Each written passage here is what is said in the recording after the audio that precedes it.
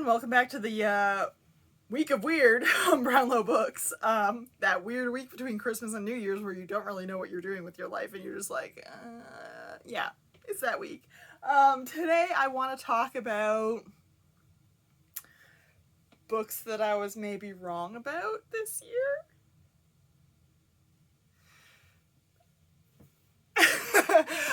Okay, so sometimes, you read a book and you're just like, oh, I really loved that, or oh, I really hated that, and then you sit on it for a little while and you're like, okay, maybe I feel differently about it now.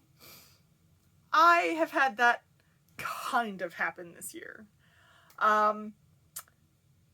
If I've read a book and none of my friends have read it, like previous to starting this channel, I did not get opinions on it. It was not discussed. It was just like, yep, I read that book. So, there is a book that I've posted this year, my review of.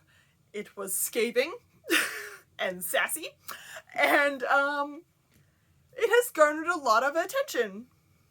And I am seeing why this book might not be as horrible as why I think it is, even though I still think it is. I'm, of course, talking about Corinne by Rebecca Morrow, which is a pseudonym, by the way. Still think it's a dude. Okay, so I'm not going to hold this book up the entire time because it is 400 fucking pages and heavy. Corinne, right? Okay, we know. So, in the book, a girl has a thing happen with a boy in her church and she gets shunned. So, I did not like it. Like, at all. Like, when I think back of it, I'm like, is there a thing that I liked in it? And it's just kind of like, no. But it seems to be speaking to people. And the people it seems to be speaking to are people themselves who have left really restrictive religions or have family members or best friends or whatever that have. And so they have that, like, closer perspective to it. And so they're like, I enjoyed it for this reason. I maintain that the sex scenes in it are the cringiest fucking things I've ever read on this fucking planet. And that no self-respecting woman would put an elastic band in her hair, her waist-length hair. I've had waist-length hair 4 fucking times in my life. Let me tell you, I didn't even want to put a good elastic into it. Like, cloth ones. Like, I don't know. So putting a fucking rubber band, calling it a rubber band, if you meant something other than a rubber band, show the fuck up here and tell me that. Moving on.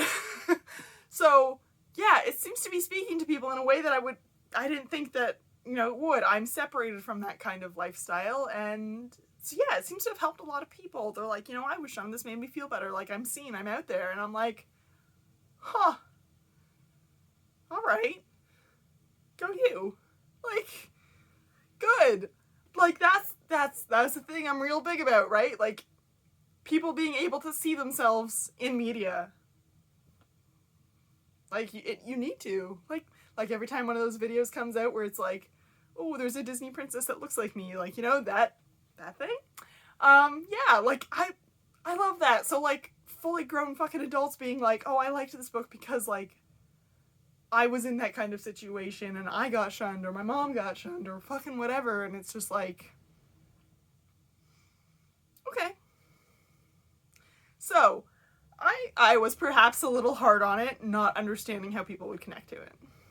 And so I still hate it, but bit of a backtrack on that one. So, yeah.